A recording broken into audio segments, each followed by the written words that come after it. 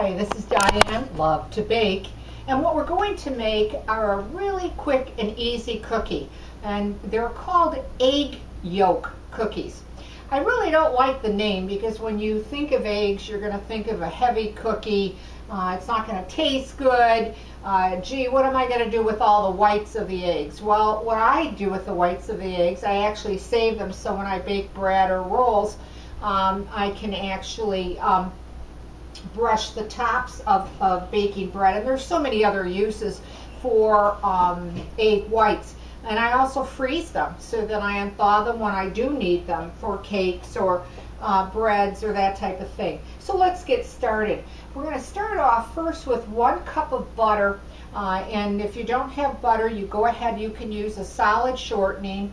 I cut it up into small pieces because I think it's easier and faster for the video to cream. Now today my kitchen is extremely warm, so I really kind of wanted to keep my butter in the fridge till, well, kind of almost the last minute, because these cookies do have a tendency to spread when they do bake, and I didn't want the butter to be too soft. So we're just going to break that butter up.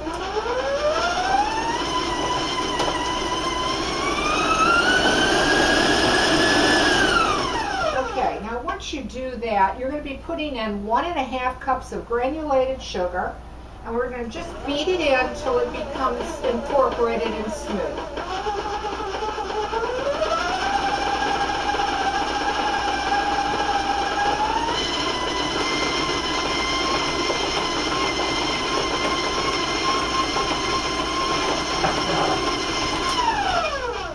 Shouldn't take you too long. I'm working at a little bit higher of a speed on my mixer because I want to move it along for the video.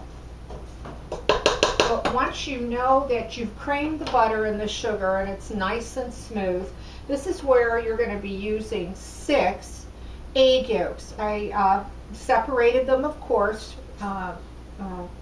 took out the whites, and I did beat them just a little bit. And now I'm going to just start putting them into this mixture.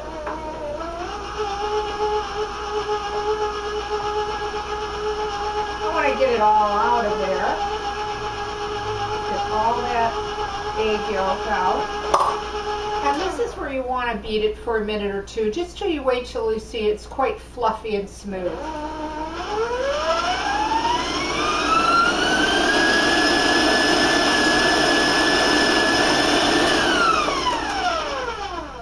Okay, but again, once again, I want to just move this along for the video, and I'll show you. I'm going to just beat it for another couple seconds, and then I want to show you what it looks like.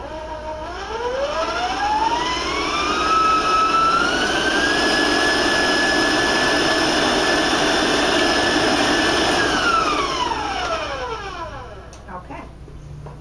And it will look like this. It's a really bright, pretty yellow, and it's quite light and quite fluffy. Okay? All right. The next thing you're going to be beating in or mixing in is vanilla. So put 1 teaspoon of vanilla in.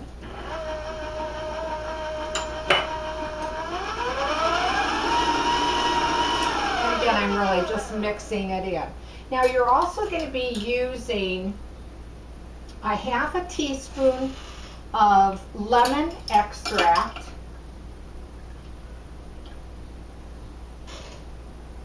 That was 1/2 teaspoon.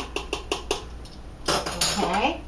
And then you're also going to be putting in 1/2 teaspoon of orange extract.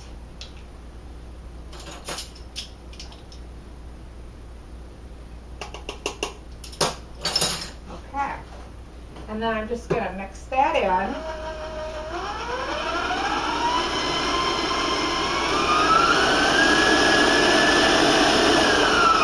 Okay. And now we need, of course, dry ingredients. So we're going to be using 2.5 cups of all-purpose flour. We're also going to be putting in a teaspoon of baking soda. There's a teaspoon of baking soda. And we're going to be putting also a teaspoon of cream of tartar. And I think this is what really makes these cookies so nice and light, the cream of tartar. That was 1 teaspoon, okay? And then I'm just going to stir that up a little bit here with my fork. And then I'm going to slowly add the dry to the wet just till it's combined. And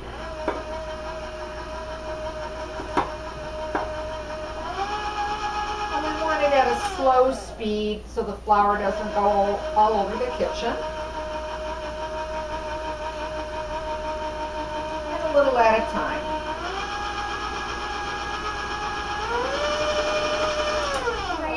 Overbeat these cookies, but you certainly do want to get that flour mixed in well.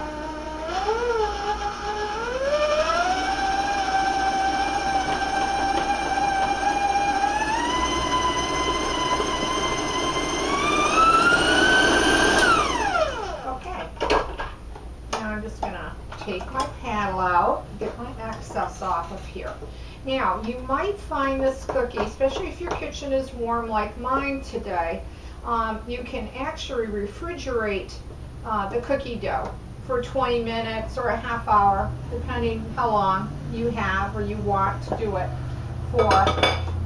Because what you'll want to do is you can roll the dough actually into a walnut size cookie. What I find is if I don't refrigerate the cookie dough, it tends to be a little hard to work with. So then in that case, if I don't refrigerate it, I'm just going to be using a cookie scoop. You can see the size that I'm using. And then I put in a bowl, an extra bowl, about 1.5 cups of granulated sugar. Now you can use colored sugars too if you want, whatever color you'd like to use. And then you will need to either grease your pan or use parchment paper. So that's really going to be up to you on what you do about the pan. And then what I like to do is I just actually take an even scoop out, and I actually just plop that into my granulated sugar, and then I just roll it around or just sprinkle the top. The bottom is going to get covered anyway, and then just place it down on your tray. Now I would suggest though to space them apart because they will spread. So I put mine about 2 or 2.5 inches. And once again, as I mentioned, instead of rolling it by hand, I tend to like this method actually the best because I find that the cookies all come out so nice and even in size. I just think they come out prettier that way. And then just again, place them on your tray. Now you're going to bake them at 350 degrees, and they're going to take you anywhere from 8 to 10 minutes.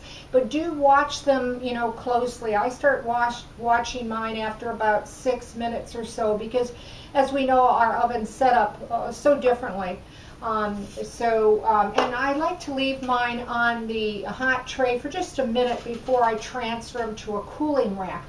Now, I usually get about 40 cookies out of this recipe. I want to rinse my hands real quick here. And it really depending on the size that you're going to make them, how many cookies you're going to get. But when I do bake them up, this is exactly how they come out. They really are beautiful looking cookies. They have a nice light gold to the top. You can clearly see the granulated sugar, at least I hope you can see. It has a nice, beautiful light brown on the bottom. And I'm going to show you one, what they look like. Now you can kind of see individually here, how large that I make them. Now they will sometimes have a little bit of a rough edge. If you don't like that, what I do is once they sit on the, come out of the oven and let them sit a little bit before I put them to the cooling rack, I actually just take a large rim of a glass and then I just put it over the cookie. So if there's any ragged edges, you know, it gets rid of them. If you want the cookie to be just perfectly round, it's not going to affect, of course, the taste or anything. Now, when you break these cookies open, they will have a soft center, semi-soft and chewy, but I don't know if you'll be able to even see the crumb on them, but they're so light, they're so delicate. These cookies will literally just melt in your mouth. They're very lightweight, very delicate and fragile, and they just are just delicious. So I hope you give these cookies a try. And I appreciate you watching my channel, Diane Lovetobake. As a reminder, you'll find my videos only on and shown on YouTube. I want to thank you for watching. Please subscribe to my channel, and I have so many types of cookies and cakes and breads and pizza doughs, over 500 I think, and counting, that I have on my channel. So if you try these cookies and you like the recipe, well, leave a comment, because I always like to hear from you. Once again, thanks for watching Diane Lovetobake, and I'll see you soon.